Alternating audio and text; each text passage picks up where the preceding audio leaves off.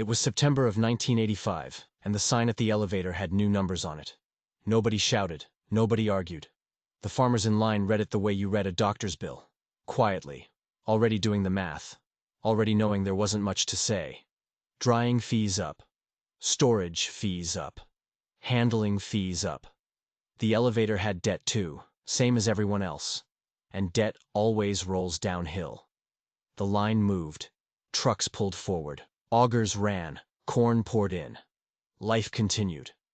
That's the part people miss when they tell stories about the farm crisis. They expect chaos, protests, confrontations, somebody slamming a counter. But most of the dying happened in silence. It happened in lines just like that one. In small percentages. In fees that didn't seem worth arguing about. One of those farmers standing in that line was a man I'll call Earl. He wasn't special. He farmed about 480 acres in central Iowa. Some owned, some rented. Corn and beans. Mostly corn. He'd survived the interest rate spike in '80, survived '82, was barely keeping his head above water going into harvest '85. His banker had stopped calling, which either meant things were stable or things were so bad there was nothing left to say. Earl wasn't sure which. He pulled his truck to the scale, read the new fee schedule a second time, pulled out a pencil stub from his shirt pocket, and started doing arithmetic on the back of a fuel receipt. This is where the story really starts. The fee increase wasn't dramatic. That's important to say clearly, because dramatic is what we remember, and this wasn't dramatic. The elevator raised its drying rate by about 4 cents per bushel. Storage went up roughly 2 cents per bushel per month. Handling ticked up a fraction. 4 cents. 2 cents. A fraction. On paper, those numbers look like rounding errors. But Earl was looking at 40,000 bushels of corn. At harvest moisture, call it 21%, that corn needed drying before it could be stored or sold. At the new rate, he was looking at an extra $1,600 in drying costs alone. Plus storage, if he didn't sell immediately. Plus handling. Margin doesn't disappear all at once. That's something I want you to understand before we go any further. Nobody goes broke on a single fee increase. They go broke on the accumulation. 4 cents here, 2 cents there. A bad basis month. A year where you had to sell in October because you had no choice. And October in '85 was the worst possible time to sell corn in Iowa. Earl knew this. He'd been farming since the late '60s. He knew the rhythm of it. What he was starting to understand, standing in that line, pencil on a fuel receipt, was that the rhythm had changed. Here's what the elevator's new fee structure actually meant in practice. When a farmer brings corn to the elevator, he has a few options.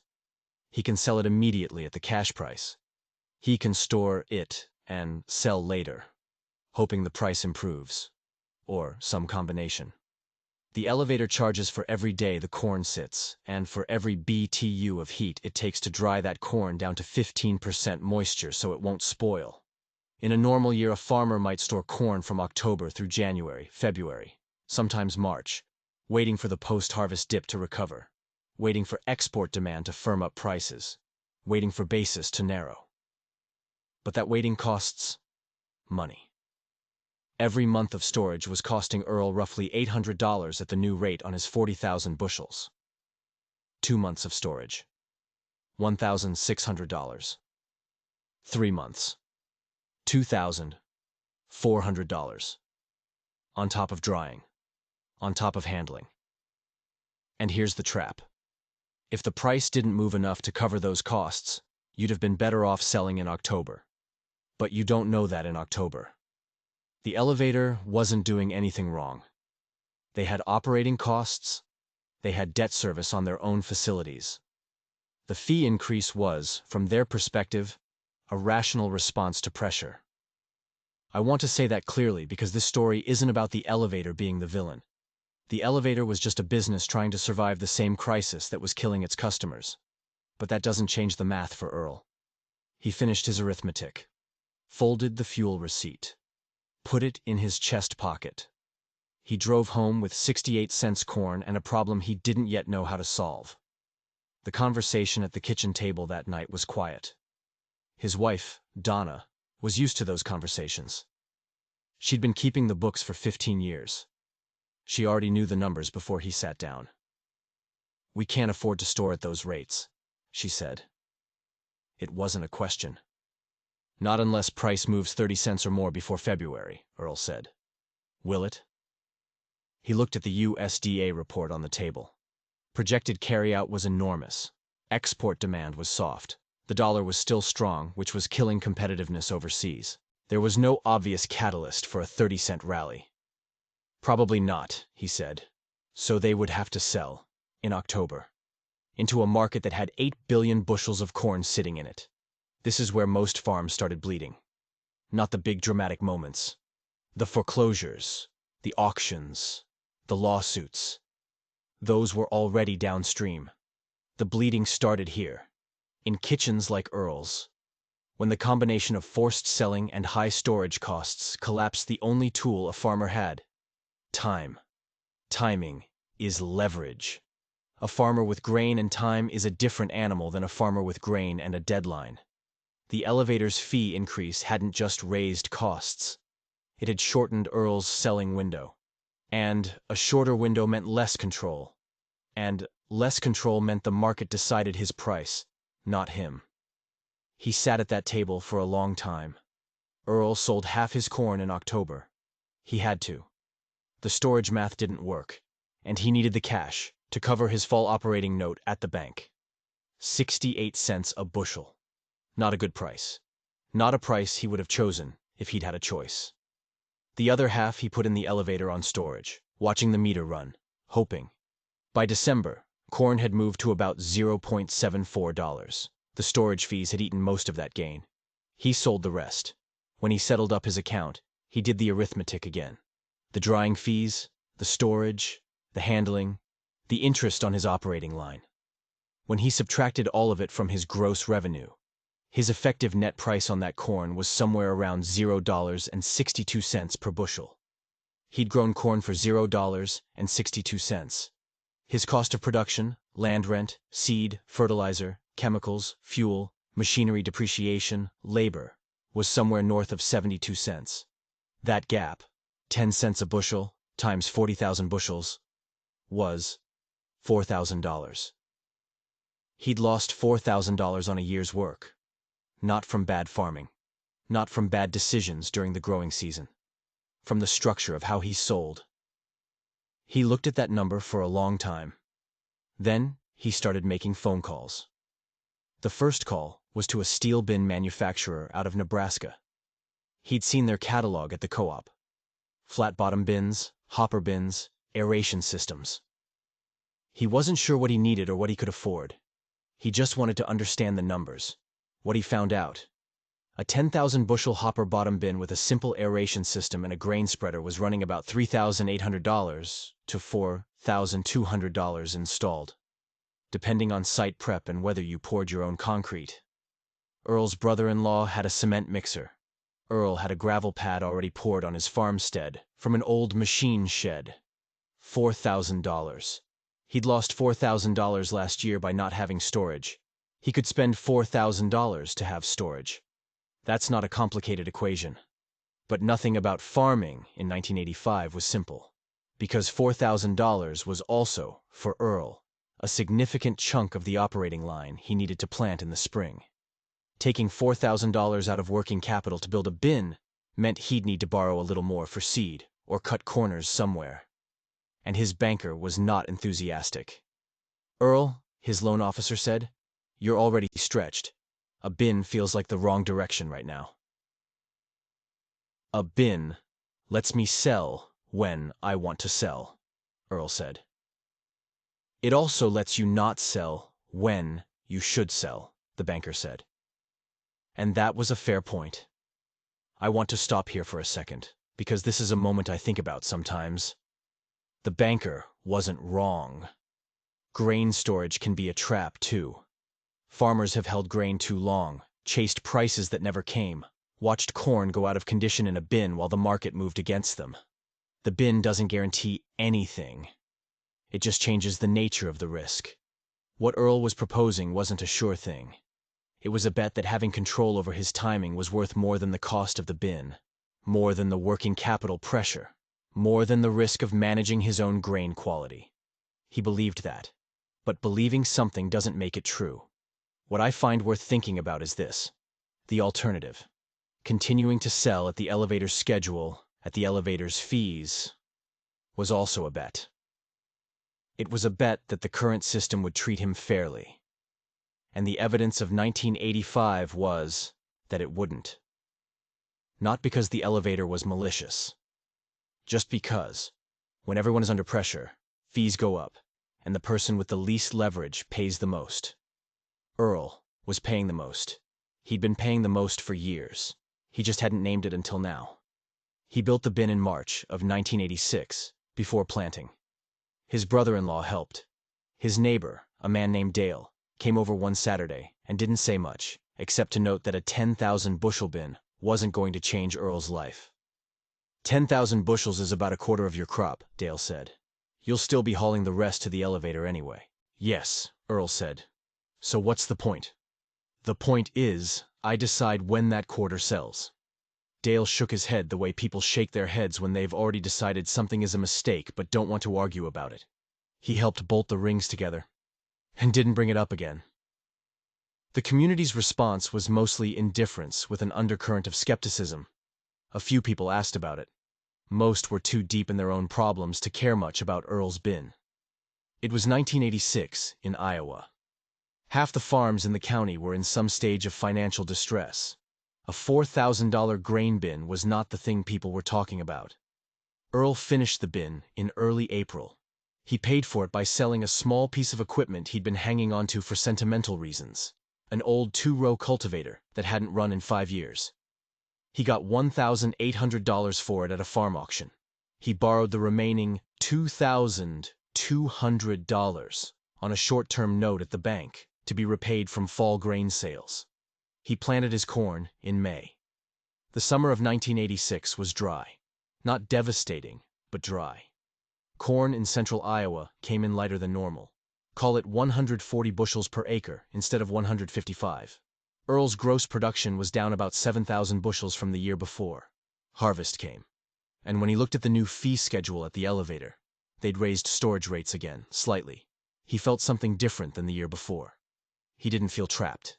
He hauled his first loads to the elevator, the corn that was too wet to bin safely, the fields that yielded poorest.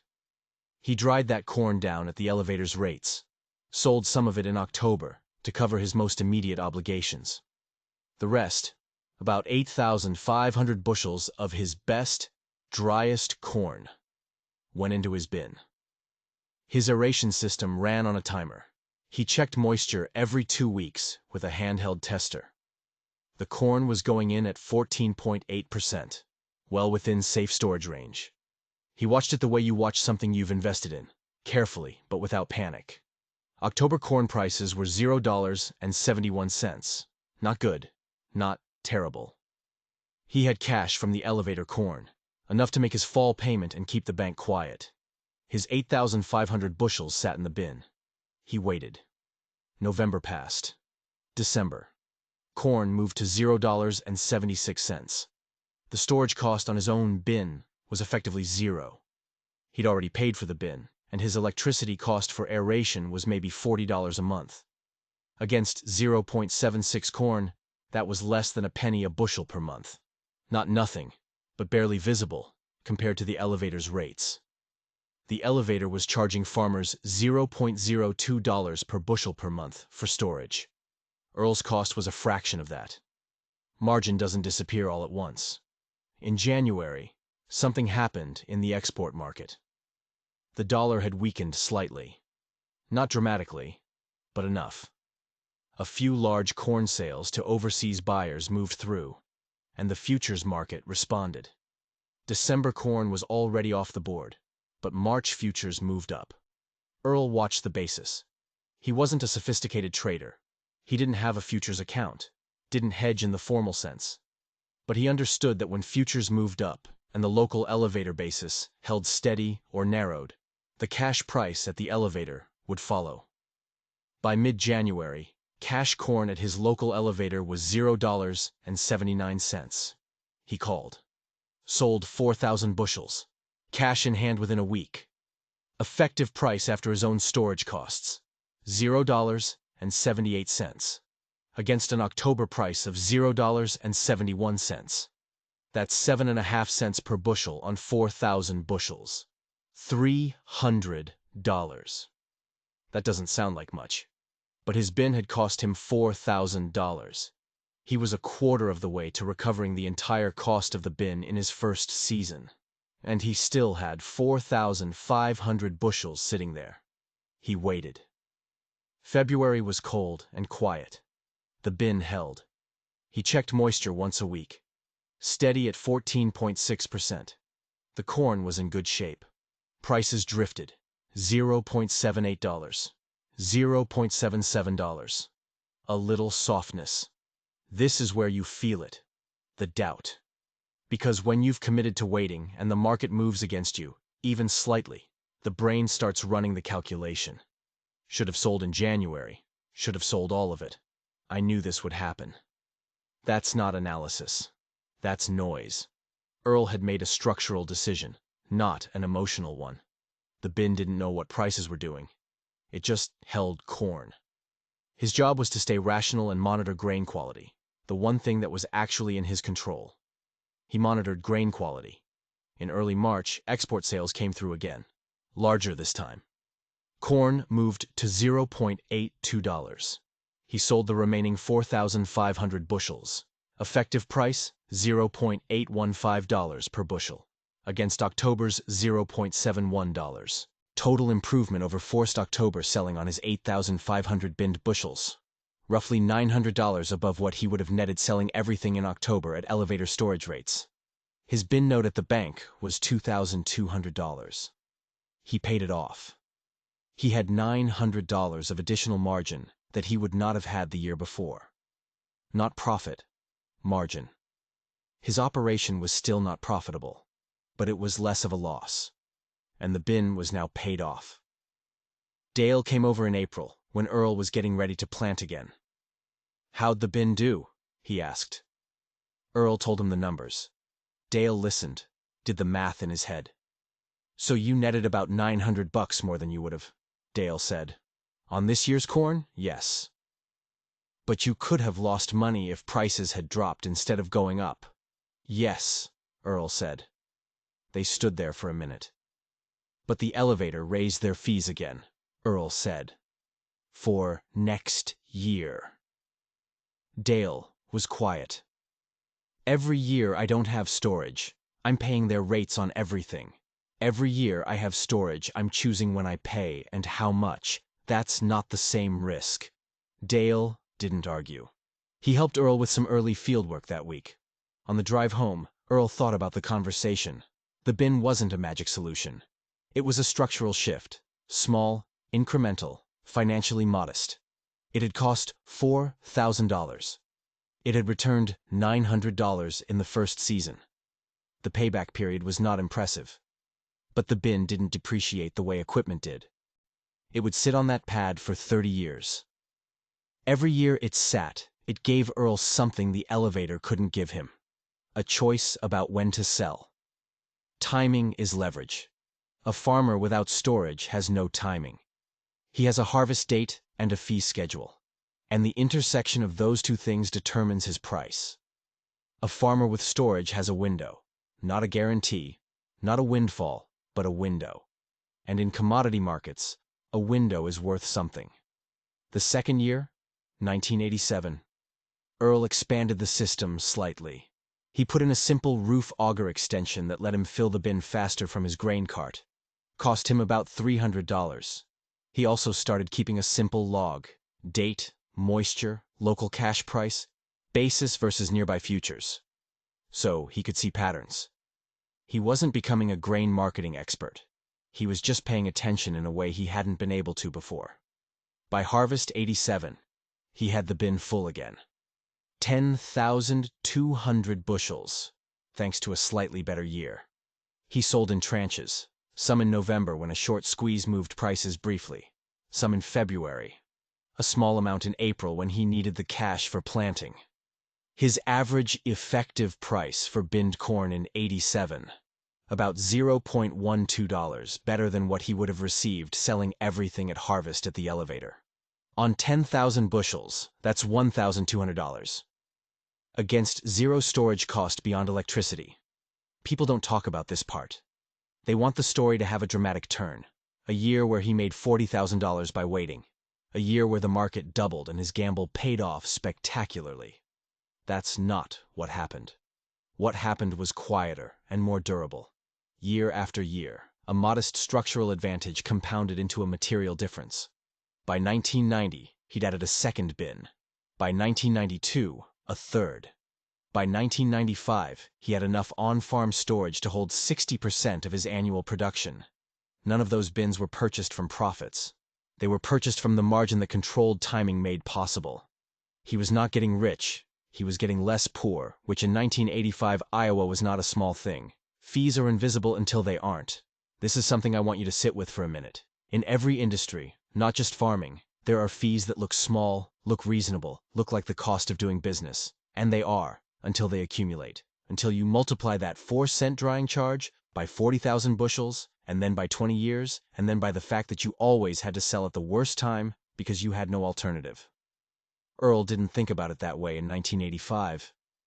He was thinking about the immediate problem. The fuel receipt in his chest pocket, the kitchen table conversation, the $4,000 loss. What he was really calculating, without knowing it, was the cost of structural dependency. Not the elevator's fault. Not a conspiracy. Just the math of what happens when one party controls the infrastructure and another party has to use it.